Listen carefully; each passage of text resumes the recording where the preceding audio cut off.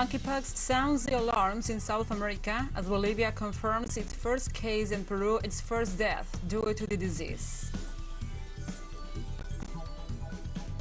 U.S. House Speaker Nancy Pelosi landed in Taiwan, defying days of increasing warnings from China that have sent tensions between the world's two superpowers soaring. And the Taliban has condemned the killing of Al-Qaeda leader Ayman Al-Zawahiri by the United States in a drone strike in the downtown Kabul. From the headquarters of TeleSUR English in Havana, Cuba, this is From the South. I'm your anchor, Gladys Quesada, and these are the news. In Peru, over the last 24 hours, health officials have reported the first confirmed death due to monkeypox. The deceased is a 45-year-old man who arrived at a hospital severely ill. Doctors confirmed that he was carrying the virus. The man was also HIV positive, but had neglected the treatment for some time. Since the first confirmed case of monkeypox nearly a month ago, there have been over 300 confirmed cases in Peru. Therefore, the country has raised the level of precautionary measures in an effort to contain the virus and prevent a collapse of the health system. However, they say that there is no risk of becoming a pandemic. Former Peruvian Health Minister Oscar Ugarte said in an interview that the patient died because his immune system was already compromised by the HIV virus.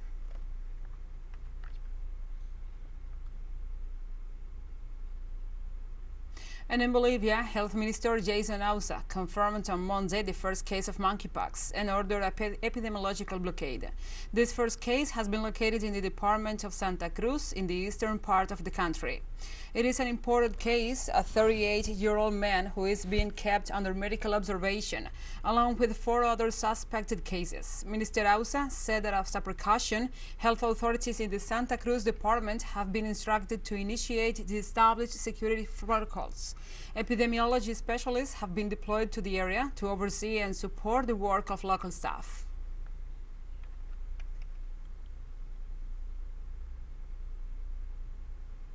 In Ecuador on Monday, President Guillermo Lasso dismissed the executive president of the state-owned company Petroecuador. The decision comes as the company is being investigated for corruption allegations. Through his social media, the president told the country that he was removing Ítalo Cedeño from his post and that he will be announcing his replacement in the next few hours. Although the president did not explain the reasons for his decision, over the last few days, allegations of corruption, influence peddling, and payroll irregularities have grown. Recently, the now former executive president of Petroecuador said that had indeed accepted his wife's influence to hire and dismiss workers during his first month on the job. But he noted that President Guillermo Lasso was aware of the situation.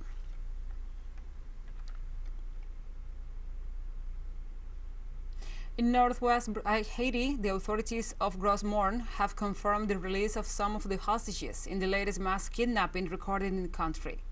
In the midst of the wave of violence that shakes the country, more than 30 citizens were kidnapped last July 26 on their way back from St. Anne's Day celebrations. With this latest violence incident in which one person was killed, the number of kidnappings between January and May of this year has risen above 500. This, according to the data of the United Nations Integrated Office for Haiti. Local authorities said that so far no payment has been made for the release of the remaining hostages.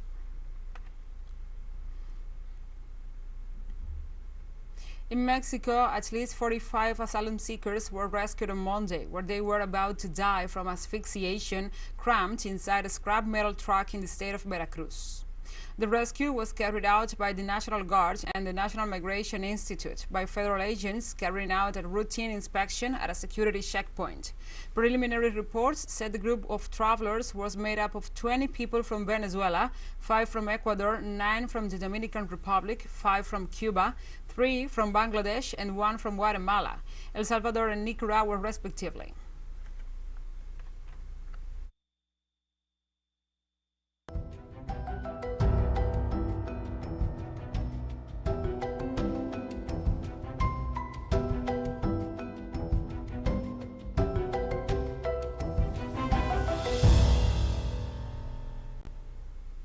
Now we move on to other topics. The number of people killed in the flash floods in the eastern Ugandan city of Mbale has jumped to 22, including a group of partygoers who became trapped in a minibus.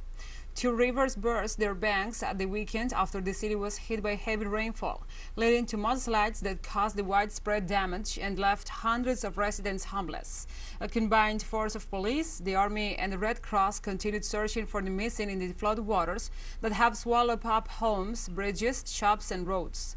Authorities said the residents have been advised to relocate to safer areas as the rains continue to lash the city, which lies about 300 kilometers northeast of the capital, Kampala.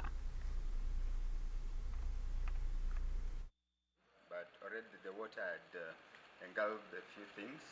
The computers were already engulfed in water. We had the students' learning materials, and the water was coming with a lot of force. So we just left the place because we could not do much. Water was increasing at a very high speed. So many things were lost right from there. We had to run for our lives, trying to open the door. It was the water to be welcomed inside. But by God's grace, we just managed to run over, and we left everything the way it was. And heavy rain was expected to produce more flooding across already saturated eastern Kentucky in the United States after flash floods in the area killed at least 37 people and left dozens missing. Heavy rainfall since last week has soaked the soil and made it unable to absorb more. The flooding has caused mudslides and filled up the streams, creeks, and rivers to overflowing. Bridges have collapsed, isolating communities, and houses have been torn from their foundations. Kentucky Governor Andy Beshear said the death toll will continue to rise as hundreds remained unaccounted for, while search and rescue operations continue. More than 12,000 households remain without power, and hundreds of businesses have been flooded. The Federal Emergency Management Agency confirmed that 37 people were missing.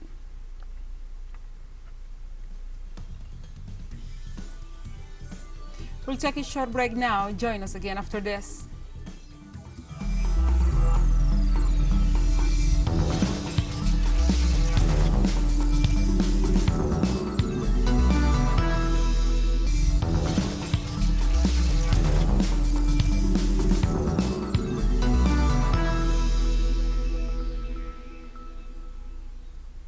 Welcome back to From the South. U.S. House Speaker Nancy Pelosi landed in Taiwan on Tuesday, defying days of increasing warnings from China that have sent the tensions between the world's two superpowers soaring. The 82-year-old lawmaker, who flew in on a U.S. military aircraft into Taipei's Songshan Airport, was received on arrival by Taiwan's Foreign Minister Joseph Wu and Sandra Outkirk, the top U.S. representative there. Pelosi's anticipated visit has raised tensions between China and the U.S., with the Asian giant defending the One China principle and stressing Pelosi's arrival will be considered as a major provocation. This is the first such visit in 25 years. Pelosi was on a tour of Asia that includes announced visits to Singapore, Malaysia, South Korea, and Japan. Her stop in Taiwan had not been announced but had been widely anticipated.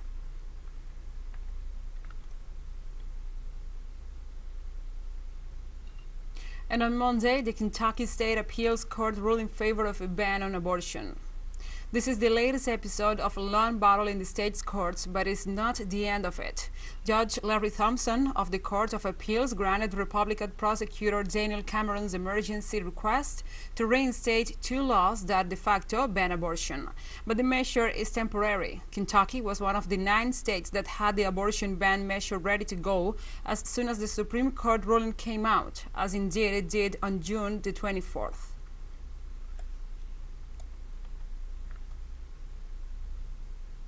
In the United States, 1 person died and several others were wounded after a shooting in northeast Washington, not far from Capitol Hill. According to the chief of the Metropolitan Police Department, Robert Connie, the shooting took place outside the Azizi Bates apartment complex. He also said the 5 who were injured were taken to a hospital. However, their conditions were not known immediately. No one of the victims have been identified. However, police officers has confirmed all of the victims were men. A neighbor, one of several gathered at the scene as ambulances lined in the street, said she heard at least 15 gunshots.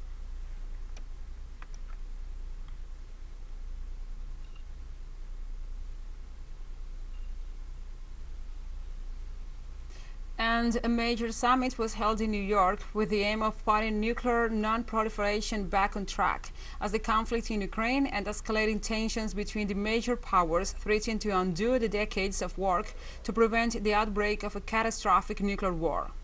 The 10th review of the Treaty of the Non-Proliferation of Nuclear Weapons featured representatives from almost every nation, including the United States Secretary of State Anthony Blinken, German Foreign Minister Annalena Baerbock, and the Japanese Prime Minister Fumio Kishida. Nations attending the conference, which was delayed for more than 2 years by the COVID-19 pandemic, evaluated and assessed the treaty's progress and aim at taking measures with the ultimate goal of achieving a world without nuclear weapons, but that aim looks increasingly far from reality.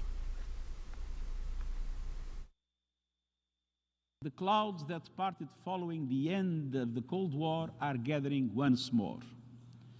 We have been extraordinarily lucky so far, but luck is not a strategy, nor is it a shield from geopolitical tensions boiling over into nuclear conflict. Today, humanity is just one misunderstanding, one miscalculation away from nuclear annihilation. We need the Treaty of Non-Proliferation of Nuclear Weapons as much as ever. In his speech, the Secretary General was adamant on the need to eliminate nuclear weapons. Reduction the risk of war is not enough. Eliminating nuclear weapons is the only guarantee they will never be used. We must work relentlessly towards this goal. And this must start with new commitments to shrink the numbers of all kinds of nuclear weapons so that they no longer hang by a thread over humanity. And the Spanish offices, stores and hospitality venues will no longer be allowed to set their cooling systems below 27 degrees Celsius in summer, nor raise the heating above 19 degrees Celsius in the winter, under a new set of energy-saving measures passed by the government Prime Minister Pedro Sánchez. Shops will also be obliged to keep the doors closed, and heating systems must be checked more often to increase efficiency under the new standards. The measures included switching off store window lights after 10 p.m. Street lighting will not be affected. The government passed the bill as part of a bid to reduce the country's gas consumption by 7%, in line with the recent European Union energy agreements to limit dependency and the reliance on the Russian gas. According to Ecological Transition Minister Teresa Rivera, the measures will initially be maintained until November 2023.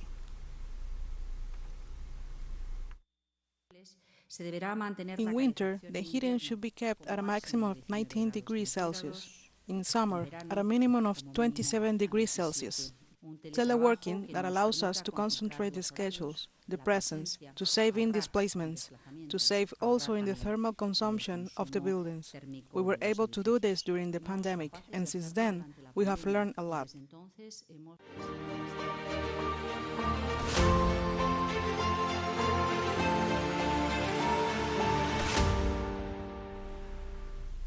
And now to the Donetsk region in the Donbass. The Russian offensive to the north remains constant, liberating new towns day by day in the midst of intense fighting. A few days ago, Russian soldiers and the People's Militiamen seized the town of Novo-Lugansk. Our special envoy, Alejandro Kierk, visited the place. It's only about 40 miles northwest of Donetsk, but getting here is not easy. The fighting is still very close. We are now crossing the minefield. At the moment, we are crossing the minefield and we are in danger of an active artillery attack. Because Ukrainian soldiers may be watching us right now. In these newly liberated territories, there are no services and everything is lacking. At first, we stayed at home, but then we came to this bomb shelter because we have a small basement. In the building was blowing up the whole settlement. That I remembered every day of my life, and I didn't come out of that basement. At first, they brought some humanitarian aid, but only at the beginning. And then there was more help. And people ask, why didn't we leave? We say because we wanted to live at home. Yes, that's why we didn't leave. Home is home. Here, you can only walk on designated roads. The courtyards of buildings and even children's playgrounds were mined by the retreating Ukrainians. There are also unexploded bombs. The cluster bombs contain these deadly nails. And we are here. This is our land. Here it was bad for us for 8 years when they mistreated people. The only question they always had was, why don't you go away, go away, go away? Many people wanted to throw us out. In Ukraine, we have nobody. Nobody needs us there. So somehow with Ukraine, we didn't see our future. So we decided, we risked our lives. We decided to wait for liberation, and now I think our wish, as they say, will come true in the near future. This is the center of communal services converted by the Ukrainians into barracks with their respective fascist ornaments. The fighting ended here literally about 4 or 5 days ago. We have been in the mountains for a week. I mean, the Ukrainians have finally been driven out of this village. They were brutal here. They didn't want to surrender this area in any way, but they still had to retreat. They had to retreat, and now they keep retreating further. We haven't completely driven them out yet, but we have already come close to that. There are 4 or 5 or 6 divisions. There are still even mortars there. Yes, it is difficult to get there, so we'll take it all in stride.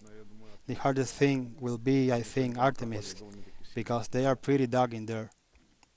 Alejandro Kirk, TeleSUR, Novolugansk. And we have more news coming up after a final short break, so stay with us.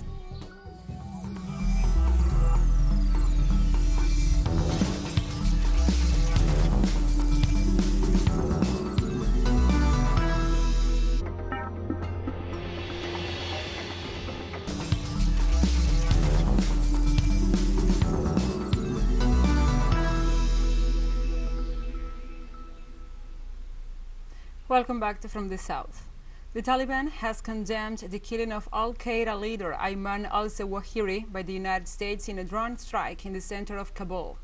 In a statement on Tuesday, the group called the strike a clear violation of international principles and the Doha Agreement, the 2020 pact signed by the Taliban and the U.S. that facilitated the withdrawal of international forces from Afghanistan. Taliban chief spokesperson Zabiullah Mujahid said in a statement the strike was carried out on a residential house in the Sherpur area of Kabul, a diplomatic enclave where many Taliban leaders live now. Mujahid also said such actions were a repetition of the failed experiences of the past 20 years and are against the interests of the U.S., Afghanistan, and the region. Sudan's Transitional Council acknowledged on Tuesday that after a year since the ousting of Prime Minister Abdullah Hamdok, they have fallen short in achieving the necessary changes. Mohamed Abdan Dagalo, the leader of the Rapid Support Forces, said the house arrest of former Prime Minister Abdullah Hamdok was only worsened the whole situation in the country amid a wave of protests sweeping across the country. The transitional authorities got imposed following an agreement between the former military junta, which emerged from the 2019 coup, and the opposition groups. The resulting government had made progress in a series of agreements and the social and political reforms with rebel groups in Darfur and other areas of the country, which, when interrupted, has brought violence and instability back to the streets.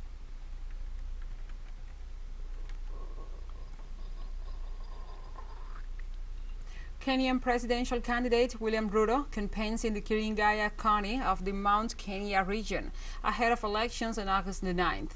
The helicopter lands in the middle of rice fields, heralding the arrival of a presidential candidate Ruto as he seeks votes from the densely populated, politically influential heartland of Mount Kenya.